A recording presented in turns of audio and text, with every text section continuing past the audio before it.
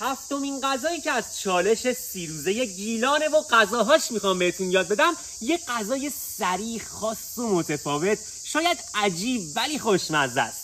احتمالاً خیلیا اسم شیوید واویچکارم نشنیدن، ولی من میگم بیایید با هم درستش کنیم چون خیلی خوشمزه است. من که میگم از این غذا خوشتون میاد. بریم تو کارش؟ بریم. برو بریم. اولین مرحله برای درست کردن این غذای آسون اینه که مرغتون رو خورد کنین که بهتر ابعادش جوجه کبابی باشه.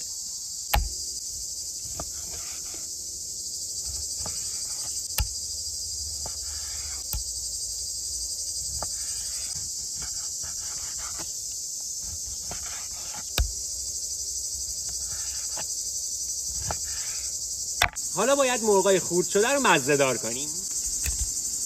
بهش نمک میزنیم، فلفل سیاه و زردچوبه. حالا مرغ‌ها رو ماساژ بدیم تا نمک و فلفل و زردچوبه به خوردشون بره و یک ساعتی بذارید استراحت کنن. البته اگه وقت ندارید نیازی به استراحت نیست. اصلا این مرحله مزه‌دار کردن مرغ من خودم اضافه کردم، چون که شما میتونید ادویه‌ها رو به غذا اضافه کنید و طعم بگیره، اما اینجوری مرغ دیگه بوی زهر نمیده. این ادویه‌ها میره به خوردش و قشنگ خوشمزه میشه. من پیشنهاد میکنم اگه وقت دارین حتما بذارین یه ساعتی هم استراحت کنه. بعد از اینکه مرغاتون مزه‌دار شد باید بپزینش که برای این کار به یه 4 تا حبه سیر نیاز دارین و یه پیاز که قاچش میکنین. مرغ‌ها رو فقط یک کوچولو توی روغن تفت میدیم که حین پخت عفت خودشون رو حفظ کنن و وا نرن.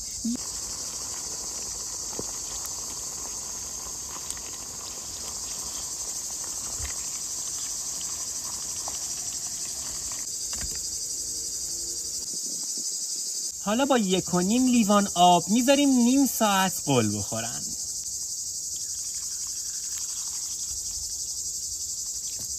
نیم ساعت 40 دقیقه دیگه برمیگردیم.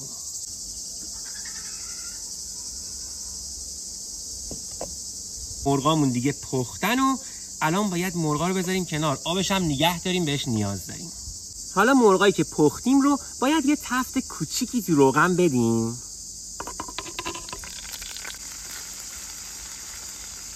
یه قاشق شیوید هم باهاش تفت بدیم، ولی حواستون باشه که شیوید زیاد تفت نخوره و تلخ نشه، نسوزه.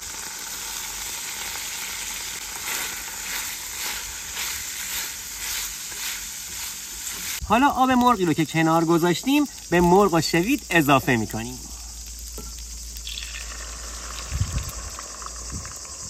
در گمج رو بذاریم که یه 10 دقیقه قل بخوره. 2 حبه سیر رو رنده کنیم. حالا سیرایی رو که رنده کردیم به روغن اضافه میکنیم و حواسمونم جمع میکنیم که سیر زیاد تفت نخوره و نسوزه. 1 کوچولو زردچوبه هم بهش اضافه کنیم.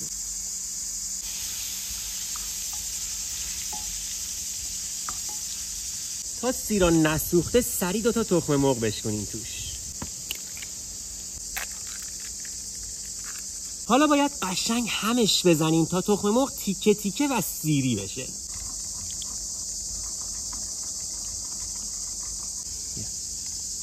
ببینید تخم مرغ و سیر قشنگ باید اینجوری تیکه تیکه بشن که بریزیمش تو خورشت و طعم سیری بهش بده.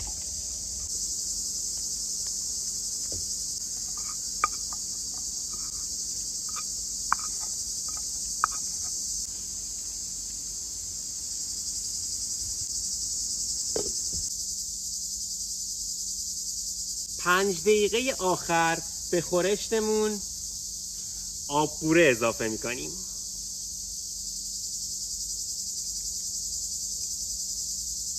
البته آب نارنج هم میتونید بریزید توش.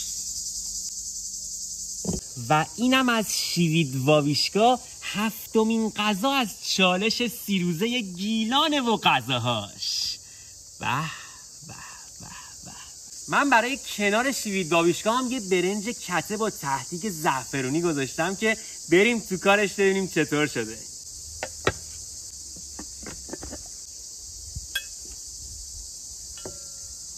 خدایی خوب شده دیگه.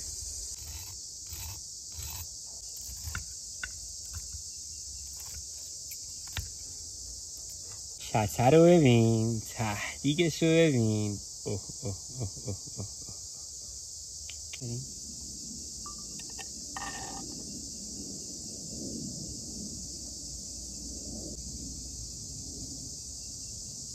تست کنیم ببینیم غذاش چطور شده. خیلی خوشمزه است خدایی.